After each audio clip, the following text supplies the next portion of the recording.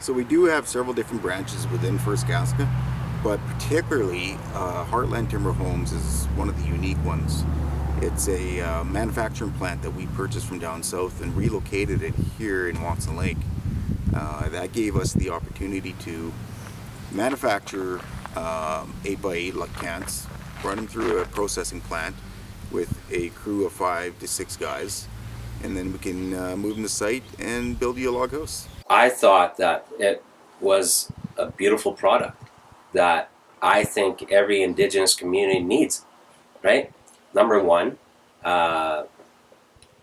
it lasts centuries, not the 3 years that an average Indigenous house, because of the substandard construction and what have you. So when you compare 3 years to centuries, yeah, it's a great product. Second, it's impervious to black mold, and black mold being the biggest issue in every Indigenous housing in this country. And so we as a management team at First Casca, put the application together for Liard First Nation, and lo and behold, we were successful in getting that. So that was, as soon as we acquired the Heartland Timber Homes and its assets, we started building the 15 homes. Well, I think it started when I first got into office. One of the three, major, things that I ran on is health and wellness, home security, and employment. And the best way to tackle that is, I thought at the time, is to build our own homes. When we have employment, people can approach their wellness, health and wellness. And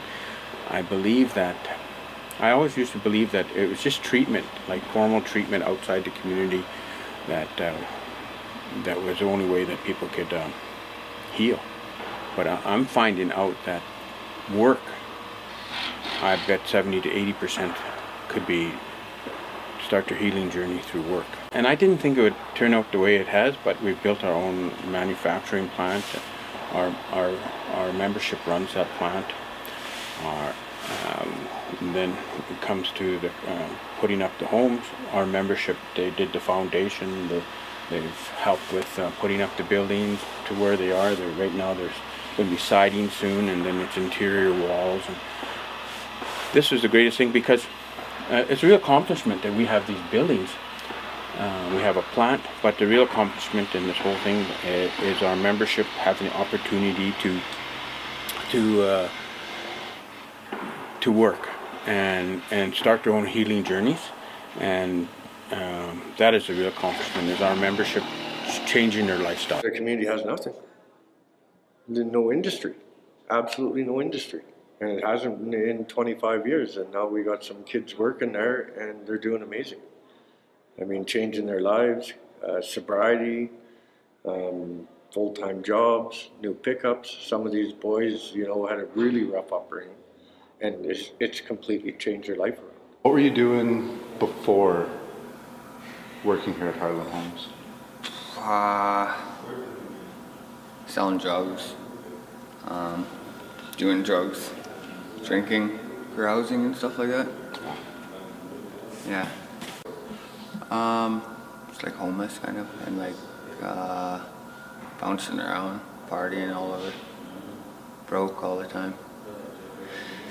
Yeah, and then this place hired me, and then I kept partying and stuff, but I found a girl and sobered up.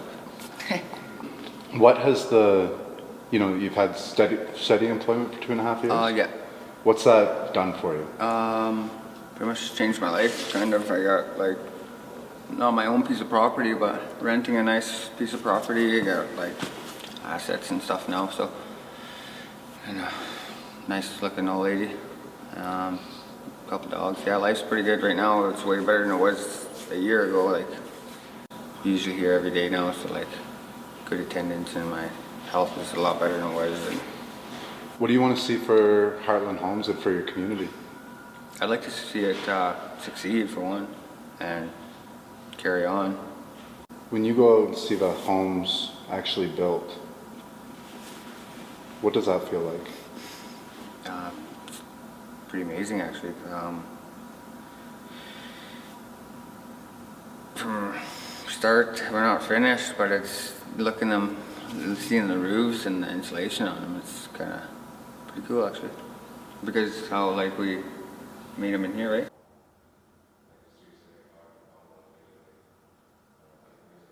All of the raw materials, except for, you know, the appliances and cupboards, it's all produced in our manufacturing plant. At peak levels, we would have 5 people working in there. The whole plant was designed so that minimal skilled labor is needed.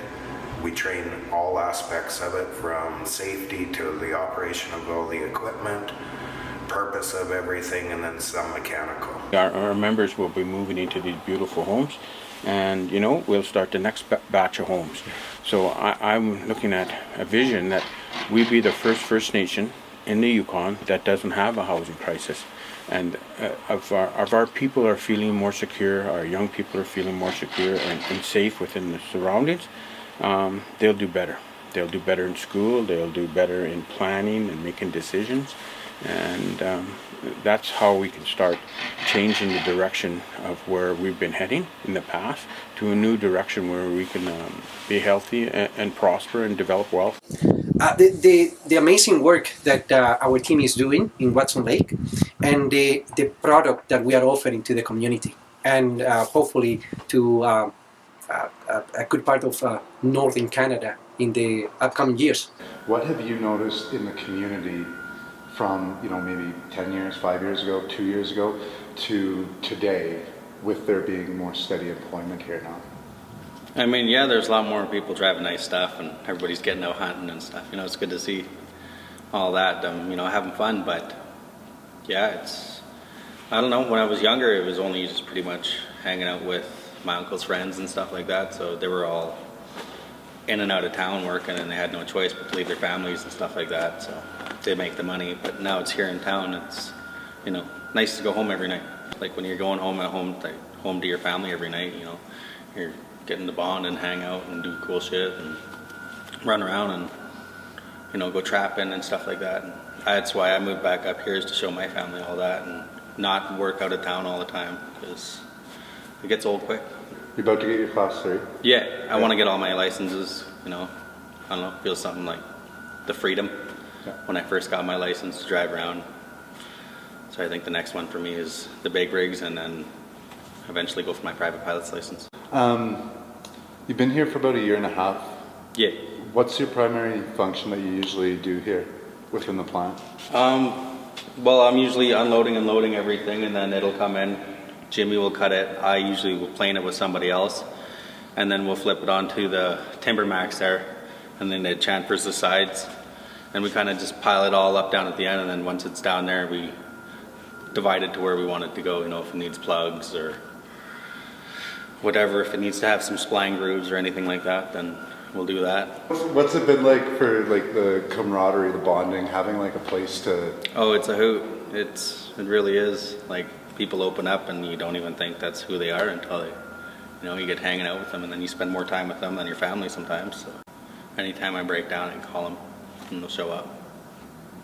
So it's nice when you got that kind of security behind you.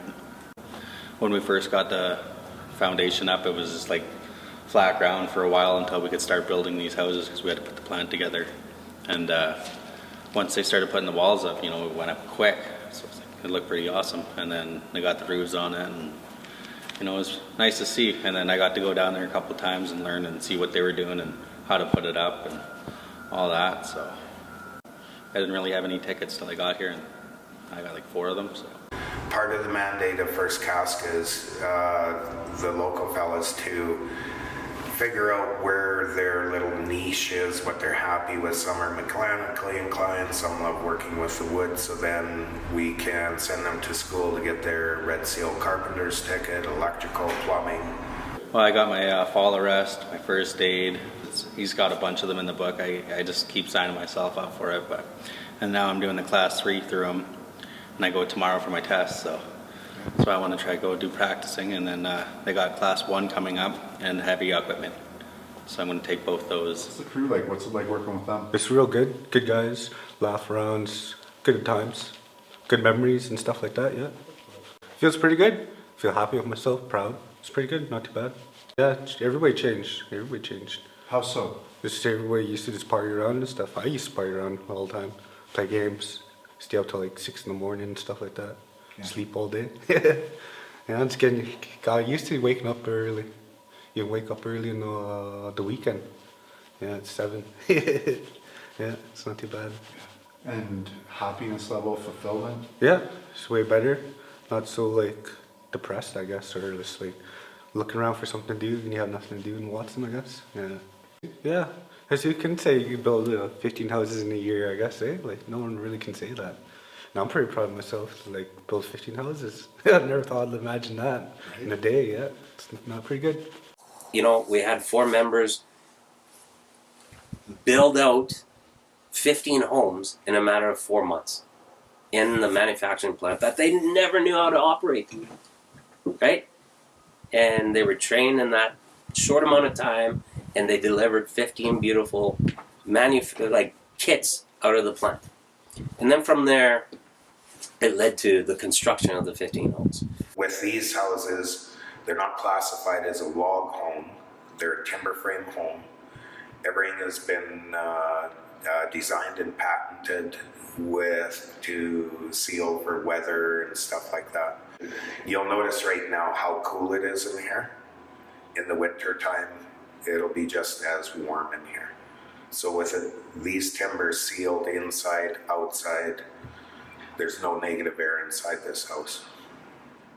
Well, the first Casca Heartland design, compared to a stick frame home, which is susceptible to black mold, off gases from synthetic materials, drywall, particle board, you won't have any of that in here because it's all natural materials. When we're talking about off gases and stuff of the houses, the 2 most susceptible groups to that are the elders and the young children, because you've got breathing effects and everything else there. So, and with this, you won't get it. Something the community can do on their own now that a lot of them have experienced just doing the 15 houses we did so far. It was a little cold in the winter, but we still enjoyed the work. And it's been a long time coming since I wanted to do something like this. And being my own boss and listen to the other boss, but I like to do my way, eh?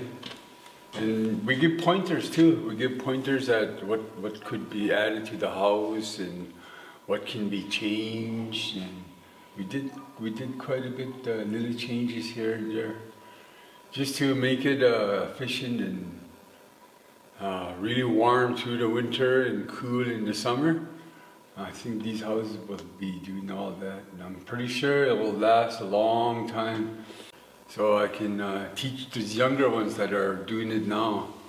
Some of them are pretty good at it now. Now, they can measure these timbers. They can run all the equipment. They can grab a nail gun. They can grab saws. It more kind of fits in with their traditions because they're not a manufactured home. They're not a stick frame home. All the timbers and that can be resourced locally. You've seen the tongue and groove. That's all local wood. Years ago, well, we did not have a plant, and seeing how the elephant members are executing and fabricating these home packages in the newly built manufacturing facility has been nothing less than amazing. Now, how we have different crews that have been trained in the last 2 years to fabricate the packages, but now to assemble the product, starting from scratch. Best part of the whole system is the fellows we have working for us right now, they're on a ground floor level. So once they get to the point of retiring, their kids can work in the plant, their children can work in the construction end of it, and they'll be able to 50 years from now, oh, I built that house. I remember building that house.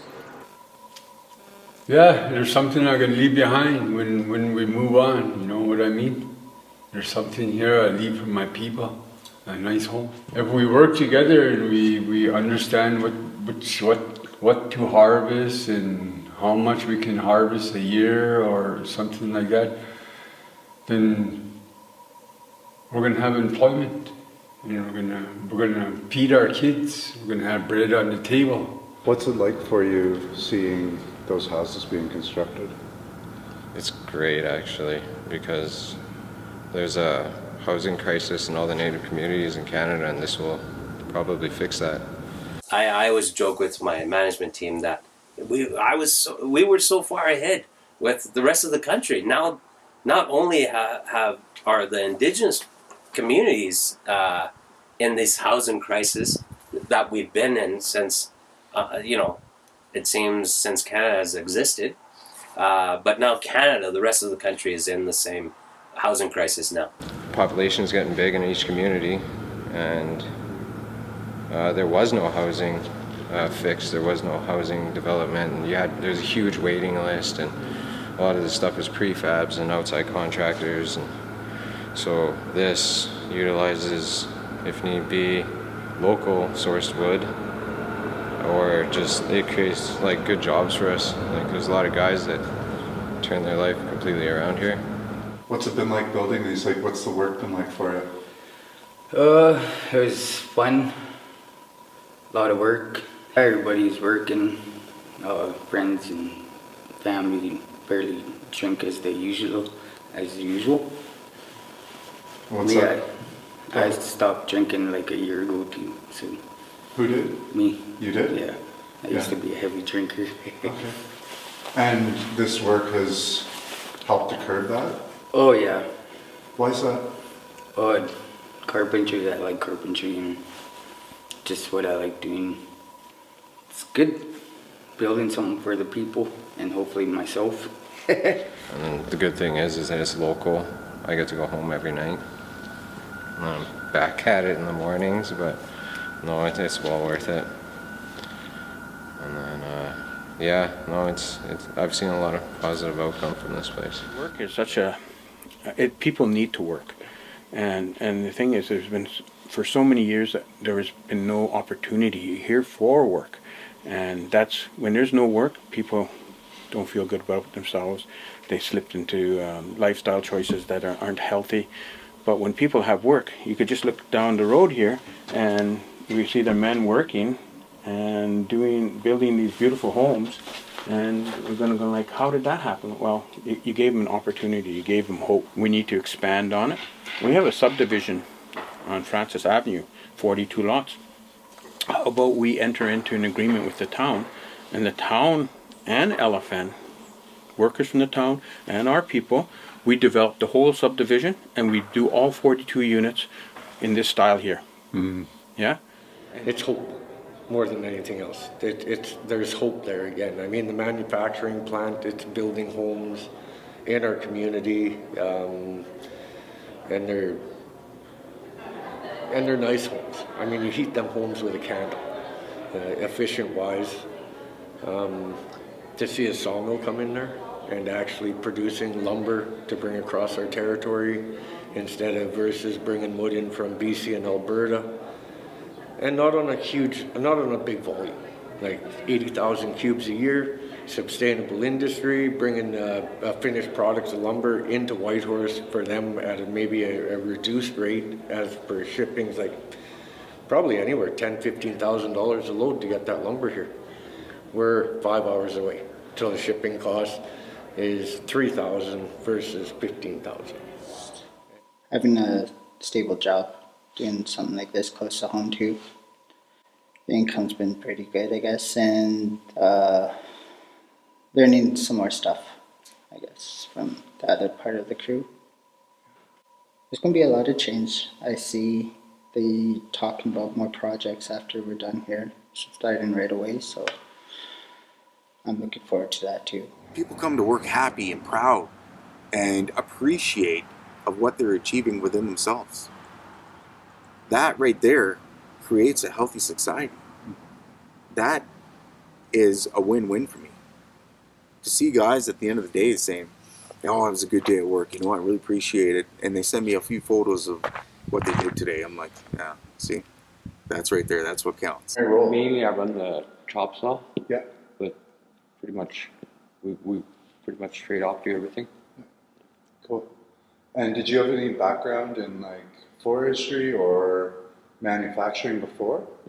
Not really, no. No? I worked in sawmills, but The sawmills down here back in the 2000s? yeah. Okay. Yeah, I think this is a big thing here because I know that like everything kind of ground to a halt around 2004, I believe. Yeah. Yeah.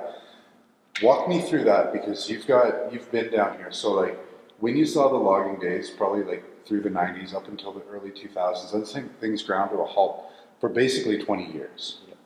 This is kind of the restart of that. Tell me what the community and what you saw in the people in the Liard First Nation and the citizens. Well, basically, we watched the town die. Back in the 80s and early 90s, this place was a happening place. Not no more. You can tell the money's gone. What's that done for people? I can't see them being very happy about it. A lot of people have left, actually. A lot of people left. It's, Peter, I grew up there when the sawmills were working. We had 7 sawmills in our community, man. I started working for Catamo Timber to Highland Forest Products, Southeast Yukon, Ptarmigan Timber, over to Mel Menyer's mill, and then over to Dave Hickson sawmill. And from there I went out to harvesting logs out in the bush, running loaders, running equipment. It was busy, man. And it went from busy, working, home at night, playing hockey, playing baseball, to watching the whole community die to where there's not a rec league hockey league, there's no baseball, and the addiction rise was huge. So my legacy is to try and get that kind of industry back into our community and give our children hope and a future and education. Like town community events were crazy. Like there's so many activities like arts and crafts and like contests and sporting events like curling and all that, big prizes and stuff, and then that all shut right down and then it dwindled for like a decade or two, like, and it was just the community, how would you put it, like community pride kind of dropped a lot. Like you'd notice a big difference.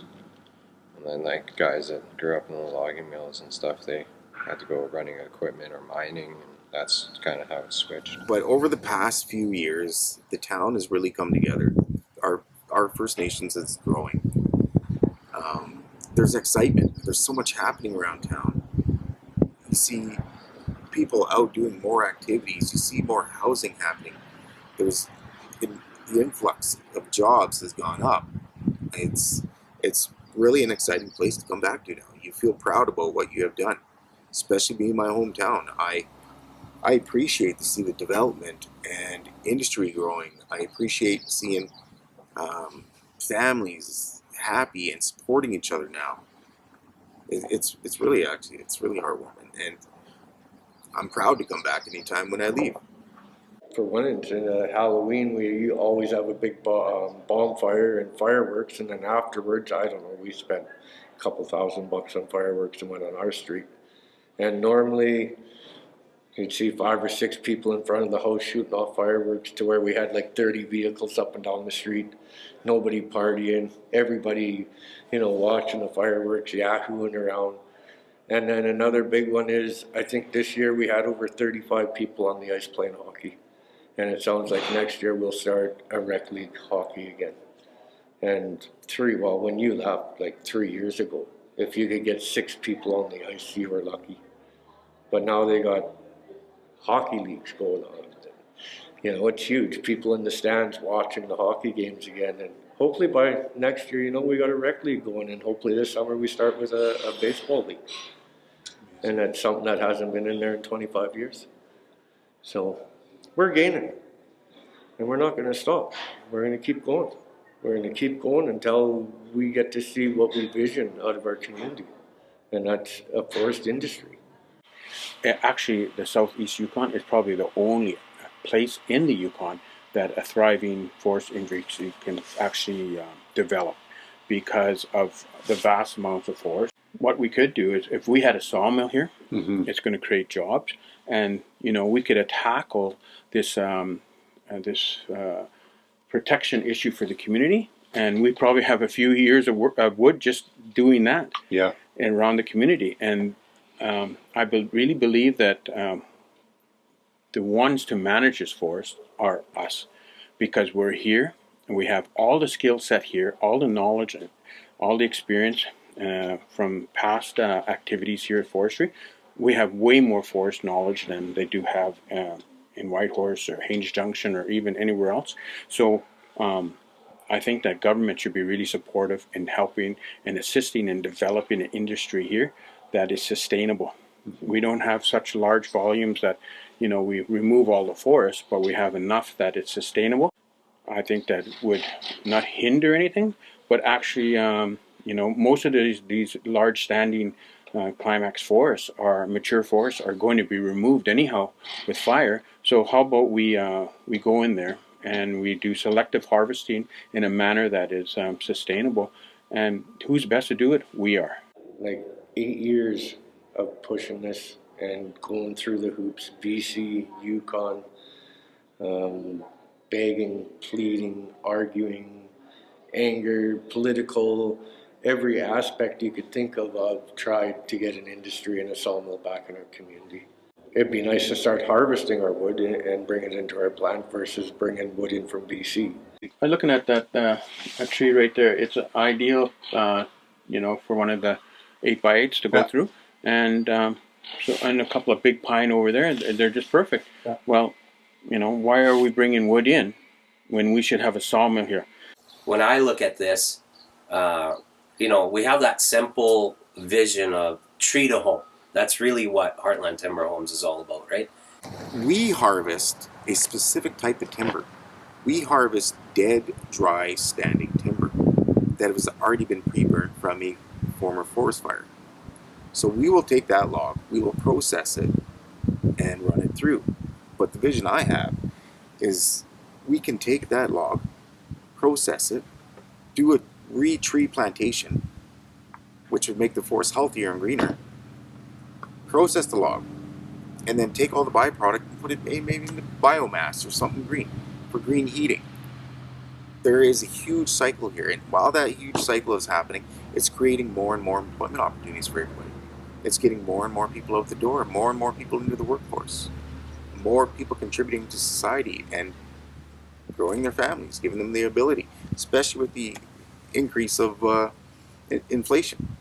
On to actually like a finished product, so where we got a dry kiln, a planer mill, we got maybe a scrag mill and trim saws and a biomass system, so we can utilize all our waste and create power to run our dry kiln to where we're stamping lumber and shipping it across the territory and be known for supplying our territory with lumber that's harvested in the Yukon. Before, no one knew about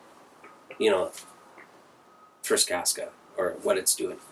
Now you see, 2 dozens of yellow iron with its logo, with 2 dozen pickup trucks with its logo. And the seats are filled by its young members, building homes, fixing, new subdivisions, building that out, to, participating in mining operations, right? So that has brought a lot of pride back into LFM members and the nation, and now they're getting behind it. I really do believe we're creating a legacy. There's been nothing like this done.